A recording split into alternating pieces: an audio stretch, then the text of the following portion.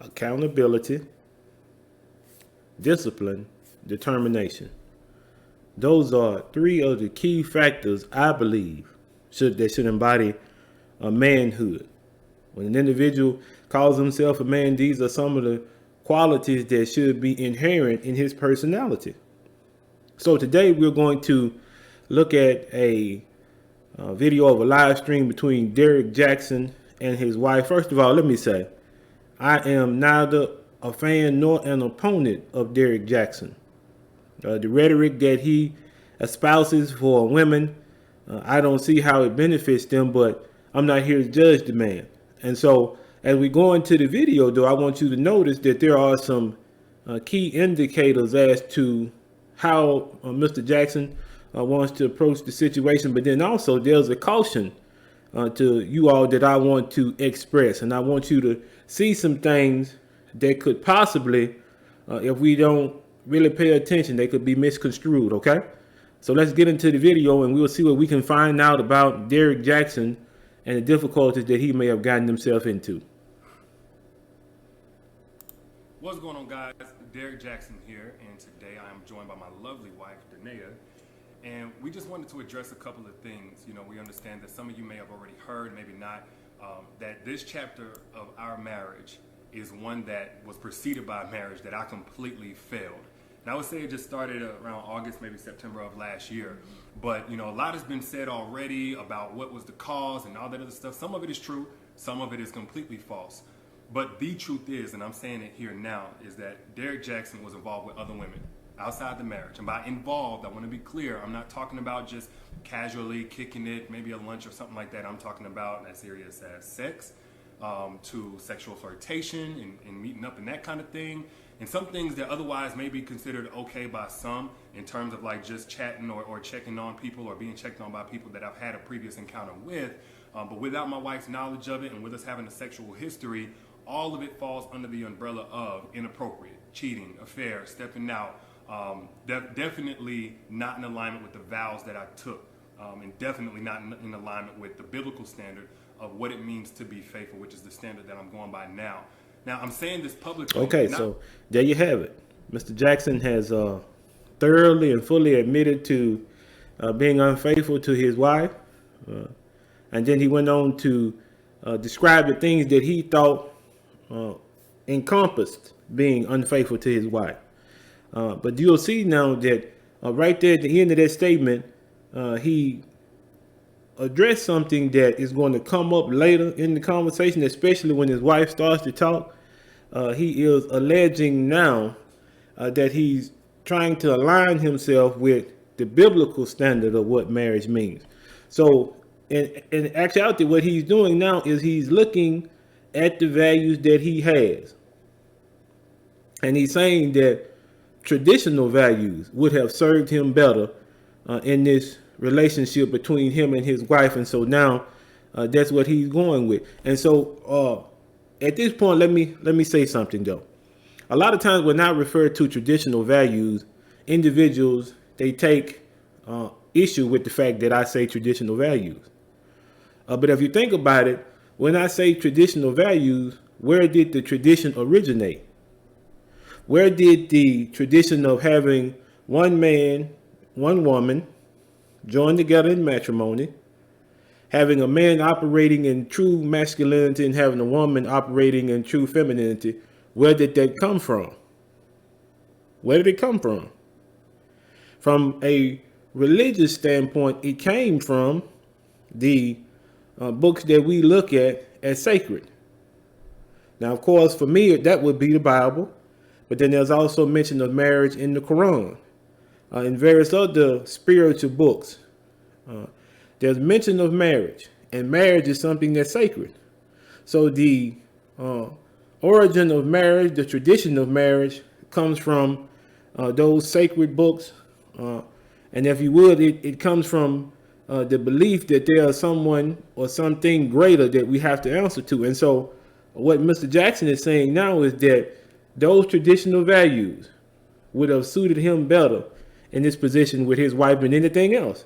He's come to that realization. But let's go a little bit further. Let's see what he says. Because I'm, married married to you guys. First and foremost, I'm accountable to God.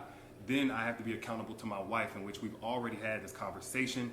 I've already told her literally everything. I've given her basically a roll call list. If I've said hello to a woman in the last 12 years of me knowing her, she knows about it.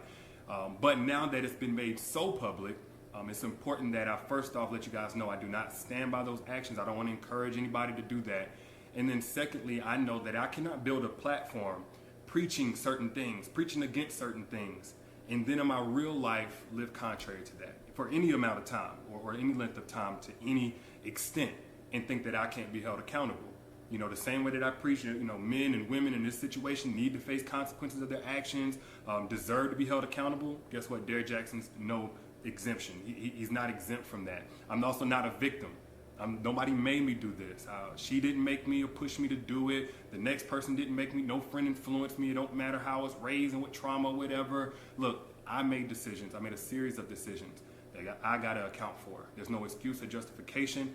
I've already made that bed and have had to lie in it. And now we're finally getting on to the other side personally in our own healing, in our own marital oneness. And now this is being made public to you guys. So we're bringing that forth to you guys to let you know where we're at with that. But did you want to say anything? So now there again is the accountability.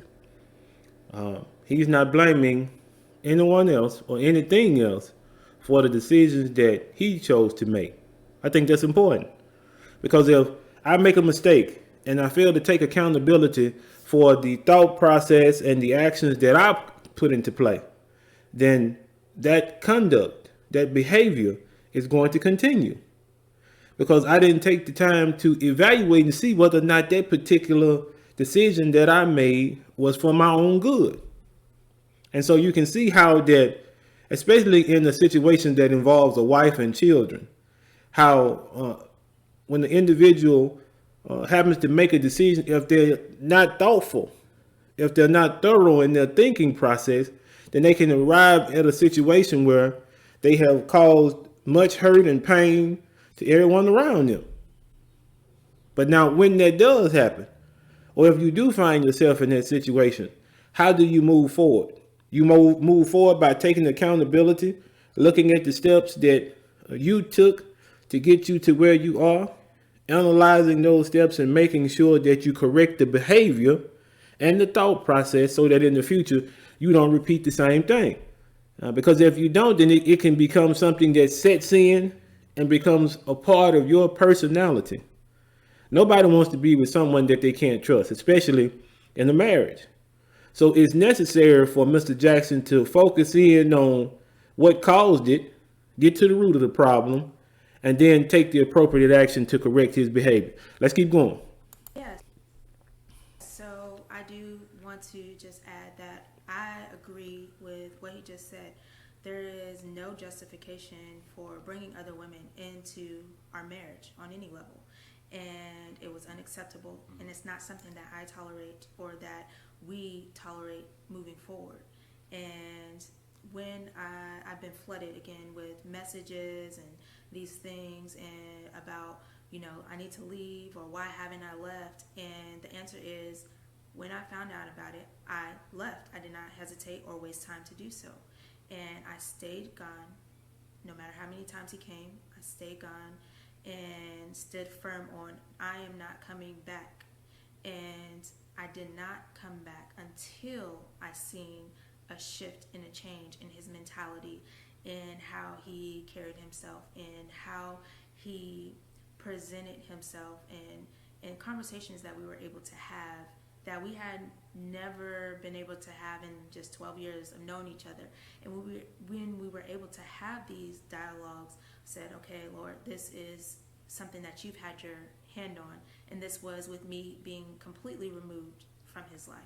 And him pursuing God, continuing to pursue God, and continuing to eliminate these things that led up to the catastrophe that you guys are seeing for the first time.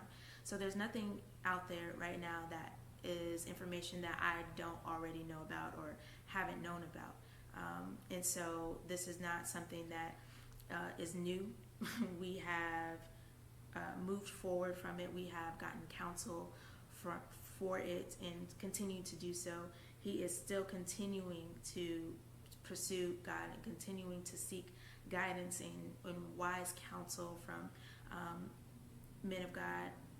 And that is what I needed for the continuation of me being present in this marriage and to stand by his side. So today, Okay, so now herein comes the discipline. And now when we say discipline, we don't mean punishment. That's not the thought process that we're going to employ in this particular instance. When we say discipline, we mean a factor or a set of beliefs in your life that cause you to behave a certain way. Self-discipline really is what we're talking about. And those set of beliefs, most of the times, if they're not religious, they come from trial and error. They come from seeing a situation firsthand and saying to yourself, that's not the situation that I want to be in, so I'm going to prevent myself from taking the steps that will cause me to end up in that situation. And so that restraint, that ability to pull oneself back from making a decision that could be catastrophic, is self-discipline. So that's the discipline that we're talking about here. Now, the self-discipline that Mr. Jaxn has taken upon himself involves Christianity. It involves him having a relationship with Christ. And as his wife mentioned, that was a requisite for her to stand by him, for her to continue in the relationship, because he had to have some exterior motivation to push him in the right direction. Sometimes individuals have that motivation regardless, and sometimes there has to be some exterior influence that helps a person to get back on track. Now, what was interesting to me was that she mentioned two things that you really don't hear individuals say, especially individuals who come from a Christian background. She said that they are going to counseling and that he's getting counseling from older, more mature men who subscribe to the same religion. Why is that important? Because even if there is an individual who is well-meaning, he's versed in biblical text, he's versed in understanding of what the scriptures say, there are some difficulties that have to be mitigated. There are some difficulties that have to be handled, I should say, by individuals who are licensed professional counselors. Individuals who can look at a situation, diagnose it for what it is, prescribe the proper medication if need be. They can help you walk through situations and develop a plan of attack so that these situations don't stumble you, these situations don't paralyze you, these situations don't cause you to have a lower quality of life because of traumas, difficulties that you have had in the past. So now, I found it noteworthy that she said that he was getting both. Because in this situation, both were needed. Because if an individual has gotten to the point where they are willing to throw away a wife and children because of wanting to pursue something that, in my opinion, is unnecessary. If you're already married and you have a companion that's willing to work with you to help you build, why would you need anyone else? Why would you need to go outside of the marriage? Is that understandable? If you have someone that's there willing to stick things out with you and make things right, why would you need someone else? Let's keep going. That peace, and I proudly stand by his side, and I have no hesitation, I have no hurt, no shame about that. And it's only because of the grace of God and the mercy of God. And we have already turned a new chapter in this story. We are continuing to move forward, and we are just now sharing that with you all.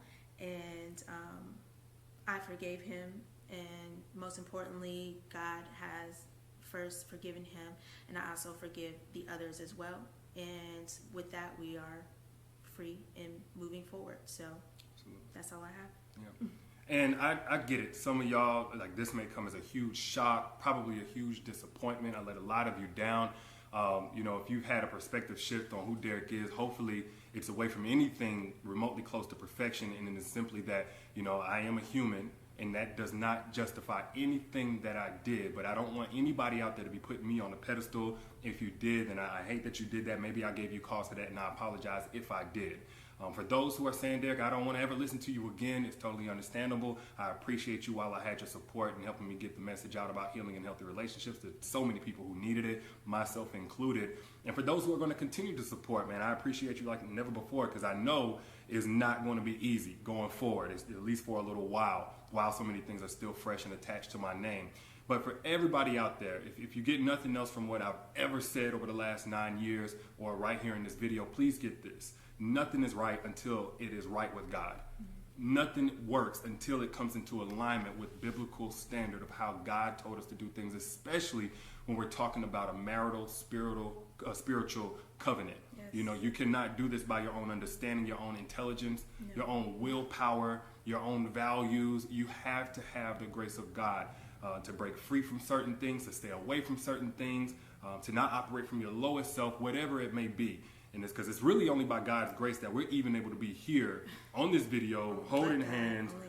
Well, like a year ago, 7-8 months ago even, I couldn't see this happening. I thought it was over, and I already had begun establishing my relationship with God. But that's the fruit of bringing things in alignment with God. And the mess that's been made, the mess that's now being made public from last year and years past, that's a result of getting out of alignment with doing things God's way.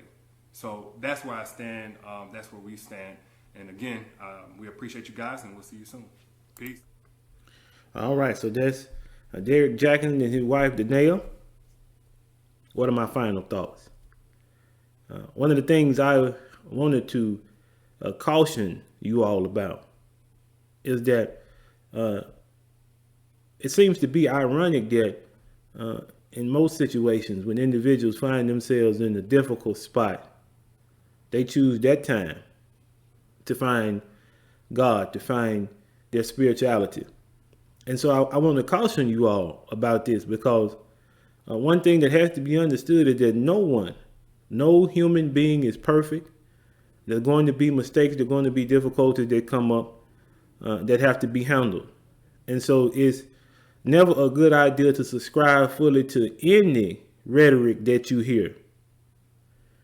If an individual is pushing an agenda and they're doing it vigorously, I always second guess. And I invite you to do the same thing.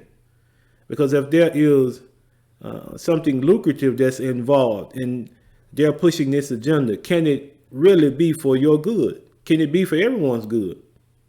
Because I'll tell you something, the majority of the time, if you hear something and within you it causes a difficulty, I'm here to tell you that usually that's the way to go. If you hear something that goes against your better judgment, but it's in a positive direction, then it's probably the way to go. If it sounds too good to be true, if it plays to the emotions of the individuals involved to soothe and coddle them, then that's something to be alarmed about. Because in life, growth comes with pain. Growth comes with difficulty. Growth comes with having to face the worst part of yourself, changing that part, and moving forward. And any rhetoric that you hear that doesn't push you in that direction, any rhetoric that you hear that doesn't cause you to want to be a better person, then that's rhetoric that you don't need. You don't need it. Because as we mentioned, life is about growth and progress. And you can't progress and you can't grow being stationary. Ideas that coddle, ideas that help individuals to not see the need to change, to move ahead, to better themselves. Then see, like we mentioned, those are ideas and rhetoric that are useless in the end. The next thing, and I sincerely hope that Mr. Jaxn is successful in his journey to be a more disciplined man, to take on the qualities of manhood and really exemplify them, because you understand that's what he's trying to do. He's trying to become better at accountability, better at discipline, better at determination. And his walk with God, as he mentions, will help him to do that. But now, here's the thing also, I want to caution you once again. Mr. Jaxn is fully aware of who his listeners are. He's fully aware of the demographic. And he's aware that the majority of individuals who listen to him, they have an affinity for the scriptures. They have affinity for Christianity.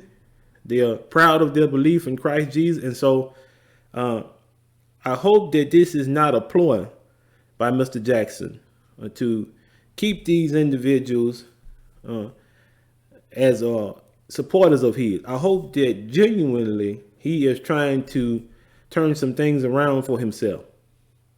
I hope that that's the case. But regardless of what motivations he has, I think it's a wonderful thing that he was able to come out, make full confession, clear the air, as it were, in regards to his own actions, take responsibility for his actions, but not only present a well thought out plan as to how he's going to handle these difficulties as the months and the years and the weeks go by. So really, Mr. Jaxn, like everyone else, is not perfect. But I will say this. In regards to manhood, when we set about a course, when we set out to present ourselves, we need to make sure that the presentation that we're giving to the world is one that is true and accurate. There's no need for me to come before you all and to present things that are foreign to me, things that are not realistic. Because if I do that, then as time goes along, I'm going to be exposed as being an individual who did not believe in what I was saying. If it's the case with Mr. Jaxn, I'll let you decide. But whenever there's a thought process, a pattern of thought that I present to the world, I need to make sure that the way I speak, the way I walk, the way I conduct myself is in line with that particular thought product or that particular thought process. Because if it's not, then it's going to show itself. If I'm not who I say I am, it's going to be exposed. So I say, be careful. Be careful who you subscribe to. Be careful who you put undue emphasis on. Because as humans, we all make mistakes.